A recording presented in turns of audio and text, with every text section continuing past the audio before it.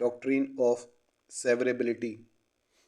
इस डॉक्ट्रिन के अकॉर्डिंग यदि किसी एक्ट में कुछ पोर्शन ऐसा है, कुछ प्रोविजंस ऐसे हैं जो कि फंडामेंटल राइट्स के साथ कंसिस्टेंट नहीं हैं, उन्हें कॉन्ट्राडिक्ट करते हैं, तो ऐसे प्रोविजंस, ऐसे पोर्शन को उस एक्ट से सेपरेट कर दिया जाएगा। वो पोर्शन सेवरेबल हो जाएगा, उस एक्ट से अलग कर दिया जाएगा और केवल यही पोर्शन वॉइड होगा, इनवैलिड होगा। पूरा का पूरा एक्ट इनवैलिड नहीं होगा।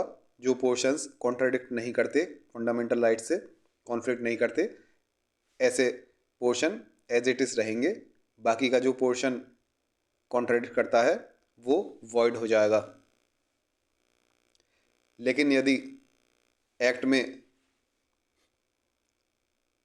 ऐसे प्रोविजंस जो फंडामेंटल राइट्स से कॉन्ट्राडिक्ट करते हैं और ऐसे प्रोविजंस जो कॉन्ट्राडिक्ट नहीं करते, वो आपस में इतने ज़्यादा क्लोजली मिक्स्ड अप हैं कि उन्हें सेपरेट नहीं किया जा सकता, तो ऐसी कंडीशन में पूरा का पूरा एक्ट ही वॉइड हो जाएगा।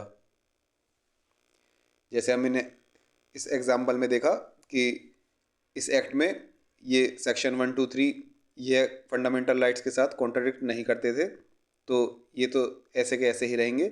और जो पोर्शन जैसे सेक्शन 4 और 5, ये दोनों प्रोविजंस यह फंडामेंटल राइट्स के साथ कॉन्ट्राडिक्ट करते हैं, तो इन प्रोविजंस को, इस पोर्शन को इस एक्ट से सेपरेट कर दिया गया है, सेवरेबल कर दिया गया है, अलग कर दिया गया है और केवल यही पोर्शन वॉइड होगा और बाकी का एक्ट एज इट इज़ रहेगा। और जब एक्ट में वैलिड पोर्शन और इनवैलिड पोर्शन इतने ज़्यादा क्लोजली मिक्सड अप हों कि उन्हें सेपरेट नहीं किया जा सके, तो उस कंडीशन में पूरा का पूरा एक्ट ही वॉइड हो जाएगा। यह डॉक्ट्रिन ऑफ सेपरेबिलिटी भी कहलाई जाती है, क्योंकि हम इसमें एक वैलिड पोर्शन से इनवैलिड पोर्शन को सेपरेट कर रहे हैं।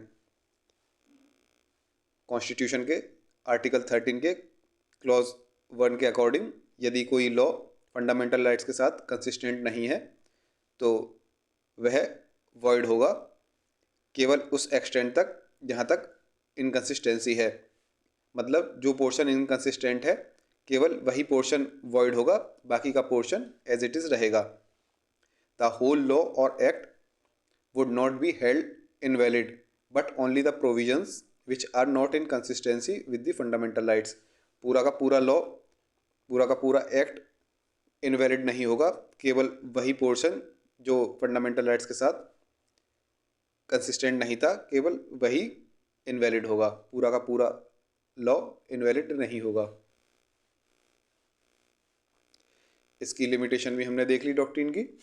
यदि इनवैलिड और वैलिड पार्ट जो हैं इतने ज़्यादा क्लोजली मिक्स्ड अप हैं एक दूसरे के साथ कि उन्हें सेपरेट नहीं किया जा सके, उस कंडीशन में पूरा का पूरा एक्ट ही, पूरा का पूरा लॉ ही इनवैलिड हो जाएगा। इस डॉक्ट्रिन की ओरिजिन ये कहाँ से आई थी? डॉक्ट्रिन ये इंग्लैंड से आई थी। इंग्लैंड में केस था Nordenfelt versus Maxim Nordenfelt guns and ammunition company limited. Case law लिखने हो तो AK गोपालन वर्सेस स्टेट ऑफ मद्रास। इस केस में सुप्रीम कोर्ट ने कहा था कि in case of inconsistency to the constitution only the disputed provision of the act will be void and not the whole of it.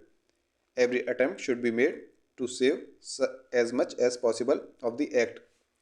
Constitution के साथ inconsistency के case में केवल डिस्प्यूटेड पोर्शन ही वॉइड होगा, पूरा का पूरा एक्ट वॉइड नहीं होगा। पूरा हमें पूरी कोशिश करनी चाहिए कि एक्ट में जितना हो सके उतना, जितना पॉसिबल हो उतना सेव कर सकें, उस एक्ट को बचा सकें। दूसरा केस लॉ लिख सकते हैं state of Bombay versus FN Balsara. इसमें सुप्रीम कोर्ट ने कहा था the portion which was invalid to the extent of fundamental rights was separable from the rest of the act. जो पोर्शन फंडामेंटल राइट्स के साथ इनकंसिस्टेंट था, केवल वही पोर्शन इनवैलिड था, उसे सेपरेट कर दिया जाए रेस्ट ऑफ द एक्ट से। इस केस में बॉम्बे प्रोहिबिशन एक्ट के 8 सेक्शंस को इस प्रकार इनवैलिड घोषित कर दिया गया था, उन्हें मेन एक्ट से सेपरेट कर दिया गया, अलग कर दिया गया। यह हो गया आपका डॉक्ट्रिन ऑफ सेवरेबिलिटी।